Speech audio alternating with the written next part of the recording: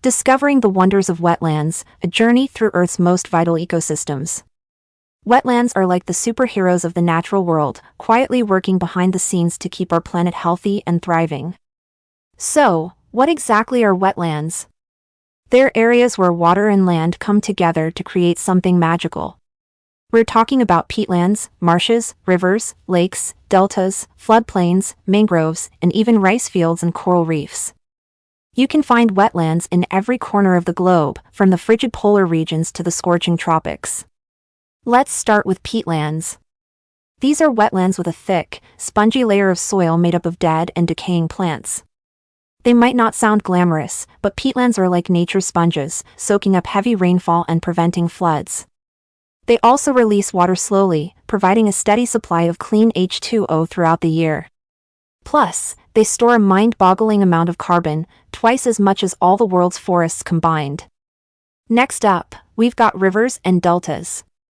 Rivers are like the highways of the natural world, transporting water, nutrients, and sediments across vast distances. They're also crucial sources of drinking water, irrigation, and food for millions of people.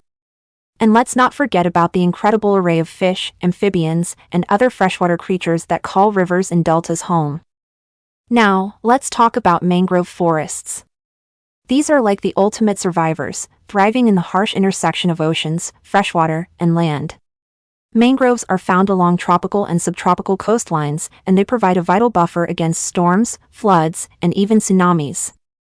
In fact, a single mangrove forest can reduce the destructive force of a tsunami by up to 90%.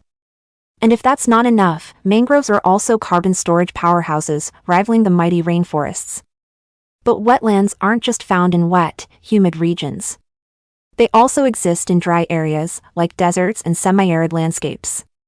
These wetlands are often seasonal, filling up during rainy periods and providing a lifeline for farmers, pastoralists, and wildlife when the rest of the land has dried up.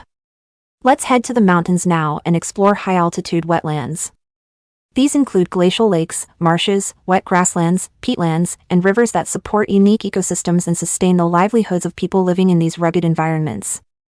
High-altitude wetlands are like nature's water towers, storing and filtering water from rain and melting glaciers.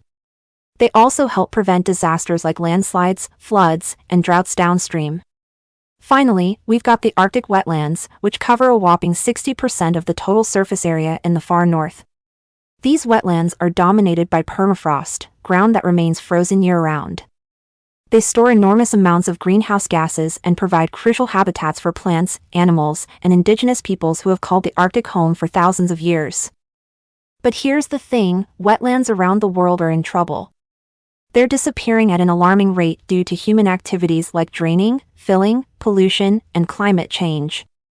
And when we lose wetlands, we lose all the incredible benefits they provide, from clean water and carbon storage to flood protection and biodiversity. So, what can we do to help protect these vital ecosystems? For starters, we can support conservation efforts and organizations working to preserve and restore wetlands. We can also make small changes in our daily lives, like reducing our water usage, properly disposing of waste, and supporting sustainable agriculture and development practices. The bottom line is this: wetlands are way more than just swamps or bogs. They're essential for the health and well-being of our planet and all the creatures that call it home, including us. Thanks for joining me on this journey through the wonders of wetlands.